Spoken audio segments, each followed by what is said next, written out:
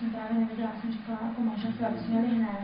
Ale já jsem říkala, že to počkám. A vy jste tady s manželem, ne? No, jsem mě málo nepouští nám samotnou, aby takhle, když viděla, že mě nepouští vás, a kdo vám to vázal? On nebo vy?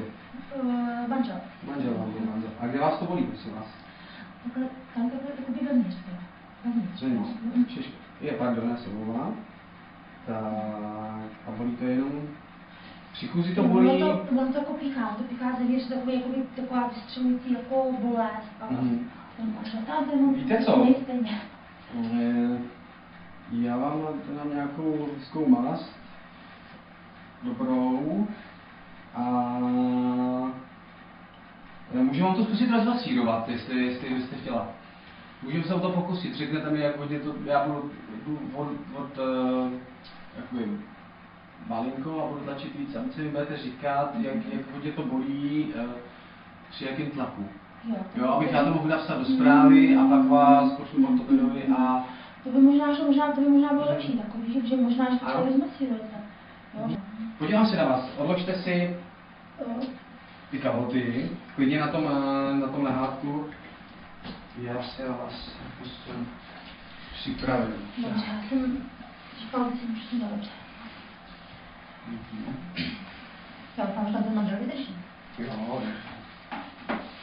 Takže on je zůstal v čekárně? On zůstal v čekárně právě a nechtěl se vůbec pustit. Ty trápení pustit dobou spolu. Proč vám chtěl pustit sem? Pořád nějaký.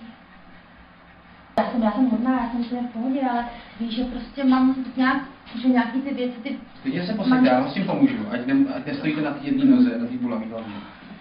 Tak.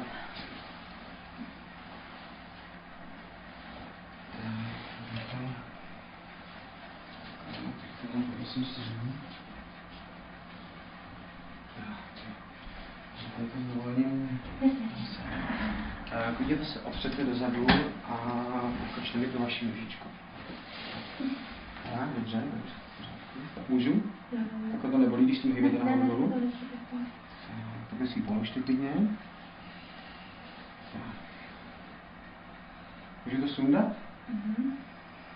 To vám radši nechám. To jsem chtěla sundat, ale taky klidně natáhněte takhle na mě. Já vás takhle, dejte si ty nožičky nahoru. Já vám to dám takto dolů. Položte se na břicho. Nebo zůstaňte, že takhle nejdřív na zádech. Položte se tak. Natáhněte tu nohu. No, když je ta žena, tak bolí víc, než je skrčená. Tohle tam.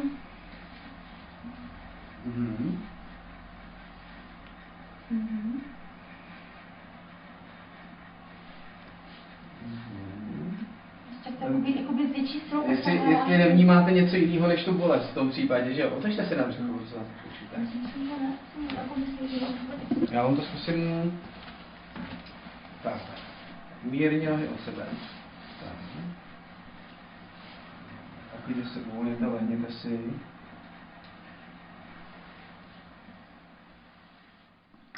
To je on takový... To se divím, že tady ještě není, že nepřišel třeba. Jo, že by přišel, jo? Je možný, že on je trošku prudší. Je, no, takový. A on že mám masáže právě taková hrozně ráda, že... Jo, máte masáže, jestli to ráda. Většinou jsou takový, že mě zdráží trošku víc. Aha, tak... Nevím, jestli to je nejhodnější. Já bych neměl, ale tak jako teď mě trošku mrzí, že tady toho manžela máte, ale... Já si myslím, že on čeká venku a tam bude čekat, než přijde. Ono vždycky to vyšetření je, že někdy to je na krátkou dobu, někdy to je na delší.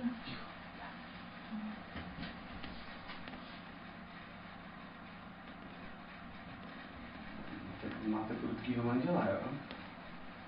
No, on je prudký, ale já ho znám. Myslím, že u manžela nemusí dělat starostí nějak. Tady ta pravá dovnitř, jo.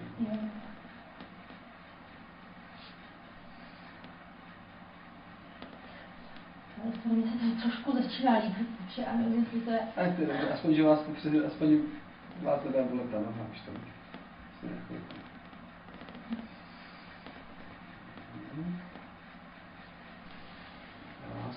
ještě takové sledujte.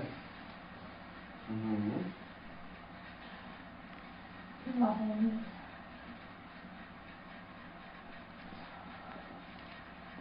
Tady taky něco? Tam. Ano.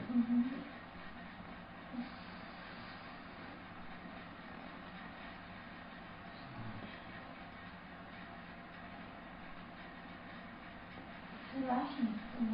Jak máš ty takový příjemný pohyby.